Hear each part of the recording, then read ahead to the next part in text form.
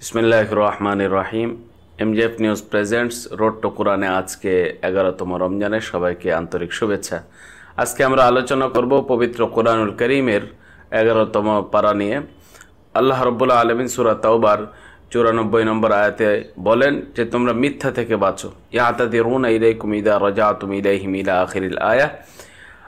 আল্লাহ পাক এই আয়াতে বলছেন যে মিথ্যা অজুহাত ও ছলছাতুরি থেকে তোমরা দূরে থাকো। তাবুক যুদ্ধে অংশগ্রহণ না করার কারণে মুনাফিকরা নবীজির কাছে এসে বিভিন্ন মিথ্যা কথা বলেছিল, যে কারণে তাদের ওজরও আল্লাহ রসুল সাল্লাল্লাহু আলাইহি ওয়াসাল্লাম সাময়িক সময়ের জন্য কবুল করলেও তিনজন সত্যবাদী মুসলমান ছিলেন যাদের ইতিহাস অনেক লম্বা। তো এইখান থেকে আল্লাহ রাব্বুল আলামিন আমাদেরকে শিক্ষা দিচ্ছেন যে জীবনে যে পরিস্থিতি হোক না কেন যে তোমরা মিথ্যা থেকে বেঁচে থাকবে। সূরা তাওবার 99 নম্বর আয়াতে আরও একটি গুরুত্বপূর্ণ বিষয় যেটা আল্লাহ পাক আমাদেরকে স্মরণ করিয়ে দিচ্ছেন যে প্রত্যেক কাজে ইখলাস আবশ্যক, অর্থাৎ একনিষ্ঠতা। আমরা যে কোনো ভালো কাজ করব এটা আল্লাহ পাকের জন্য করব। ওয়ামিনাল আরাবি মান ইউমিনু বিল্লাহি ওয়াল ইয়াউমিল আখিরি ওয়া ইয়াত্তাখিযু মা ইউনফিকু কুরবাতিন ইনদাল্লাহি ওয়া সালাওয়াতির রাসূল ইলা আখিরিল আয়াহ। মরুবাসীর মাঝে কতিপয় লোক এমনও আছে যারা আল্লাহর প্রতি এবং আখিরাতের প্রতি পূর্ণ বিশ্বাস এবং ঈমান রাখে, আর তারা যা কিছু ব্যয় করে তারা আল্লাহ পাকের জন্য আখিরাতে লাভের উপায় ও রাসূলের দোয়া লাভের উপকরণ হিসেবে তারা গ্রহণ করে। তো মরুবাসী তারা ঈমান এনেছিলেন এবং আল্লাহ পাক ও তার রাসূলের ভালোবাসা এবং তাদের পক্ষ থেকে রহমত লাভের আশায় তারা যা কিছু করতেন সব কিছুই ইখলাস ছিল। তো আমাদেরকেও আমরা যা কিছু করব, এই যুগে দেখা গেছে অনলাইন প্ল্যাটফর্ম সহ সবখানেই আজকাল কন্টেন্ট ক্রিয়েট অনেকেই করছেন, ইসলামী বিষয় দিচ্ছেন। তো আমরা যা কিছুই অনলাইনে দিব বা অফলাইনে যা কিছু করব আমরা একমাত্র আল্লাহ পাকের সন্তুষ্টির জন্য করব, তাহলে কাজের মধ্যে বরকত হবে এবং ইখলাসের বরকতে অনেক কাজ সহজ হয়ে যাবে। সূরা তাওবার 119 নম্বর আয়াতে আল্লাহ রাব্বুল আলামিন বলেন যে ইয়া আইয়ুহাল্লাযীনা আমানুত্তাকুল্লাহা ওয়া কুনু মা'আস সাদিকিন, যে তোমরা নেককারদের সান্নিধ্য গ্রহণ করো, অর্থাৎ যারা নেককার, যারা সব সময় আল্লাহকে স্মরণ করেন, ভালো কাজ করেন, যে তাদের সাথে থাকতে বলা হয়েছে। বিচ্ছিন্ন থাকার কারণে অনেক সময় বিপদ চলে আসে, আর নেককারদের সাথে থাকার কারণে সবসময় আল্লাহ পাকের রহমতের মধ্যে থাকা যায়। এরপরে আমরা নতুন একটি সূরায় প্রবেশ করতে যাচ্ছি, সূরা ইউনুস। সূরা ইউনুসের 3 নম্বর আয়াতে আল্লাহ রাব্বুল আলামিন বলেন যে ইন্না রাব্বাকুমুল্লাহুল্লাযী খালাকাস সামাওয়াতি ওয়াল আরদা ফি সিত্তাতি আইয়াম, যে নিশ্চয় আল্লাহ হচ্ছেন তোমাদের প্রভু, যিনি আসমান সমূহ এবং জমিনকে সৃষ্টি করেছেন মাত্র 6 দিনে। এত বিশাল আসমান জমিন মাত্র 6 দিনে সৃষ্টি করেছেন। এখান থেকে আল্লাহ পাকের কুদরত সহজেই অনুভব করা যায়। সুবহানাল্লাহ। সূরা ইউনুসের 31 এবং 32 নম্বর আয়াতে আল্লাহ পাক স্মরণ করিয়ে দিচ্ছেন যে আমাদের সবকিছুই আল্লাহ পাকের দান। কুল মান ইয়ারযুকুকুম মিনাস সামাই ওয়াল আরদি আম্মান ইয়ামলিকুস সামা ওয়াল আবসার ইলা আখিরিল আয়াহ। এই আয়াতে আল্লাহ রাব্বুল আলামিন বলছেন যে তুমি বলো তিনি কে, যিনি তোমাদেরকে আসমান ও জমিন হতে রিজিক পৌঁছিয়ে থাকেন।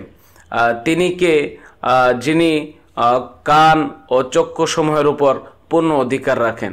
এই আয়াতে আল্লাহ রাব্বুল আলামিন আমাদেরকে তার পরিচয় করিয়ে দিচ্ছেন। তার পরিচয় আমাদের অন্তরে যেন গ্রথিত থাকে সে বিষয়ে তিনি আমাদেরকে পবিত্র এই আয়াতের মাধ্যমে স্মরণ করিয়ে দিচ্ছেন। সূরা ইউনুসের 57 নম্বর আয়াতে আল্লাহ রাব্বুল আলামিন বলেন যে কোরআন হচ্ছে উপদেশ এবং রোগাক্রান্ত হৃদয়ের ওষুধ এবং হিদায়াতের কিতাব। ইয়া আইয়ুহান নাসু ক্বাদ জাআতকুম মাউইযাতুম মির রাব্বিকুম ওয়া শিফাউল লিমা ফিস সুদুর ওয়া হুদা ওয়া রাহমাতুল লিল মুমিনিন। হে মানব জাতি, তোমাদের কাছে তোমাদের রবের পক্ষ থেকে এমন বিষয় অবতীর্ণ হয়েছে যা হচ্ছে উপদেশ এবং আত্মিক সকল রোগের ওষুধ, আর মুমিনদের জন্য এটি পথ প্রদর্শক ও রহমত স্বরূপ। অর্থাৎ এই কোরআন আল্লাহ পাকের পক্ষ থেকে আত্মিক মানসিক যত ধরনের সমস্যা আছে সব কিছুর জন্য সমাধান। এজন্য দেখা যায় কোরআন যারা নিয়মিত পাঠ করেন তারা সমস্ত মানসিক অবসাদ থেকে মুক্ত থাকেন, তারা আল্লাহ পাকের বিশেষ বান্দা হিসেবে বিবেচিত হন। মাগফিরাতের দিন আজকে থেকে শুরু হলো।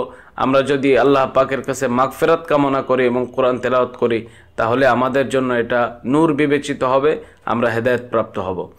এরপরে আল্লাহ রাব্বুল আলামিন সূরা ইউনুসের 69 নম্বর আয়াতে বলছেন যে আল্লাহ পাকের উপর যারা মিথ্যারোপ করে তারা সফল হবে না। কুল ইন্নাল্লাযীনা ইফতারুনা আলাল্লাহিল কাযিব লা ইফলিহুন, যে আপনি বলুন যারা আল্লাহ পাকের উপর মিথ্যা আরোপ করে নিশ্চয় তারা সফলকাম হবে না। সুতরাং কোনো অবস্থাতে আল্লাহ পাকের উপর মিথ্যা আরোপ করা যাবে না, বরং সর্বাবস্থায় আল্লাহ পাকের কুদরতের কথা স্বীকার করতে হবে। সূরা ইউনূসের 107 নম্বর আয়াতে আল্লাহ রাব্বুল আলামিন বলেন যে লাভ ক্ষতির মালিক একমাত্র আল্লাহ রাব্বুল আলামিন। ওয়া ইয়ামসাসকাল্লাহু বিদুররিন ফালা কাশিফা লাহু ইল্লা হু ওয়া ইউরিদকা বিখাইরিন ফালা রাদ্দা লিফাদলি। এখানে আল্লাহ পাক বলছেন আল্লাহ যদি তোমাকে কোনো কষ্টে ফেলেন তাহলে তিনি ছাড়া কেউ উদ্ধারকারী নেই, এবং তিনি যদি কারো উপকার পৌঁছাইতে চান তাহলে কেউ তার উপকার নস্যাৎ করতে পারবে না। সব ক্ষমতা, সুখ দুঃখ সবকিছুর মালিক একমাত্র আল্লাহ তাআলা। সুতরাং আমাদের সর্বাবস্থায় তার কাছে ফিরে যাওয়া উচিত।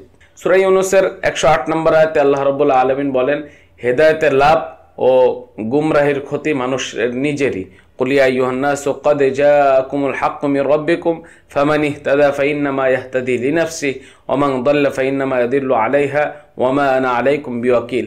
অর্থাৎ হে লোক সকল, তোমাদের কাছে তোমাদের রবের পক্ষ থেকে সত্য এসেছে, অতএব যে ব্যক্তি সঠিক পথে আসবে বস্তুত সে নিজের জন্যই পথে আসবে, আর যে ব্যক্তি পথভ্রষ্ট থাকবে তার পথভ্রষ্টতা তারই উপর বর্তাবে। অর্থাৎ আমরা যদি ভালো হই এটা আমাদের নিজের জন্য, আর যদি কেউ মন্দ হয় তাহলে মন্দের অপরাধ তার নিজের উপরই বর্তাবে।